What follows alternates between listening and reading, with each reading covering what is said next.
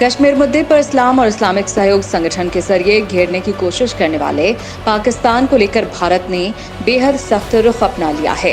Islamic संगठन ने 5 जुलाई को कश्मीर में एक संगठन भेजने की बात की थी, जिसको लेकर भारत ने बेहद सख्त रुख अपनाते हुए OIC को चेतावनी जारी की है। भारत ने सीधे तौर पर इस्लामिक संगठन को चेतावनी दी है कि वो पाकिस्तान के स्वार्थ के चक्कर में भारत के खिलाफ ना जाए, वरना परिणाम भयंकर हो सकते हैं।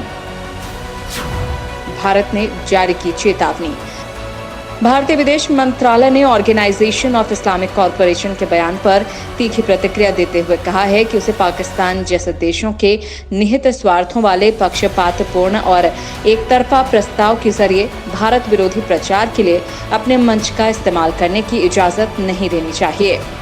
विदेश मंत्रालय के प्रवक्ता अरिंदम बागची ने इस मुद्दे पर OIC के प्रमुख यूसुफ अल ओथैमीन से मुलाकात की और इस दौरान साफ तौर पर कहा कि पाकिस्तान OIC के मंच का गलत इस्तेमाल अपना स्वार्थ सिद्ध करने के लिए कर रहा है। लिहाजा OIC पाकिस्तान जैसे देशों को अपने मंच का गलत इस्तेमाल नहीं करने थे।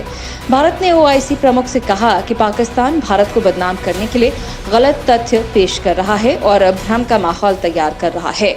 लिहाजा OIC को पाकिस्तान के बहकावे में नहीं आना चाहिए और भारत के खिलाफ बनी गलत धारणा को दूर करना चाहिए।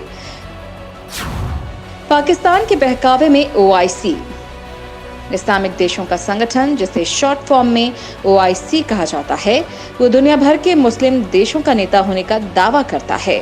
25 सितंबर 1969 को अस्तित्व में लाए गए इस संगठन का पाकिस्तान भी संस्थापक सदस्य है। दुनिया में मुसलमानों की दूसरी सबसे बड़ी आबादी वाला भारत इस संगठन का सदस्य नहीं है। पाकिस्तान शुरू से ही इस संगठन का इस्तेमाल भारत के खिलाफ करता आया है और पाकिस्तान के बहकावे में आकर OIC कई बार भारत के खिलाफ बयान दे चुकी है, खासकर कश्मीर मुद्दे पर।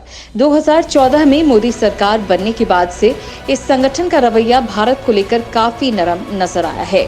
वहीं इस बार जब कश्मीर में प्रतिनिधिमंडल भेजने की बात OIC ने की है, तो भारत ने बेहद सख्त रुख अख्तियार कर लिया है। पाकिस्तान ने सऊदी को किया था चैलेंज। पाकिस्तान के विदेश मंत्री शाह महमूद कुरैशी ने 2019 में OIC की बैठक के दौरान सऊदी अरब के दबदबे को चुनौती दी थी। दरअसल जब भारत ने जम्मू कश्मीर से आर्टिकल 370 और 35A को खत्म करने की घोषणा की थी, तो बौखलाया पाकिस्तान OIC में चला गया था और OIC से भारत के खिलाफ कड़ी कार्रवाई करने की जिद करने लगा था। लेकिन सऊदी अरब ने खुलकर भारत का साथ देते हुए पाकिस्तान को पूरी तरह से दरकिनार कर दिया था, जिससे पाकिस्तान को बहुत बड़ा झटका लगा था, जिसके जवाब में पाकिस्तानी विदेश मंत्री शाह महमूद कुरैशी ने सऊदी अरब को खरी खोटी सुना दी थी, जिससे गुस्साए सऊदी अरब ने पाकिस्तान को कर्ज पर तेल की आपूर्ति रोक दी थी और $3 अरब का दूसरा कर्ज तुरंत वापस करने को कहा था, जिसे पाकिस्तान ने चीन से लेकर चुकाया था। भारत को घेरने में नाकाम पाकिस्तान के प्रधानमंत्री इमरान खान, विदेश मंत्री शाह महमूद कुरैशी और पाकिस्तान के स्थायी प्रतिनिधि सहित जिनेवा में पाकिस्तान के राजदूत ने संयुक्त राष्ट्र के मंच पर भारत को घेरने की कई बार कोशिशें की, लेकिन हर बार पाकिस्तान को मुंह की खानी पड़ी और भारत ने हर बार पाकिस्तान के झूठ का कड़े लहजे में जवाब दिया था। इतना ही नहीं, यूनाइटेड नेशंस में पाकिस्तान का समर्थन सिर्फ चीन और तुर्की ने किया था, जबकि बाकी देशों ने भारत का समर्थन किया था।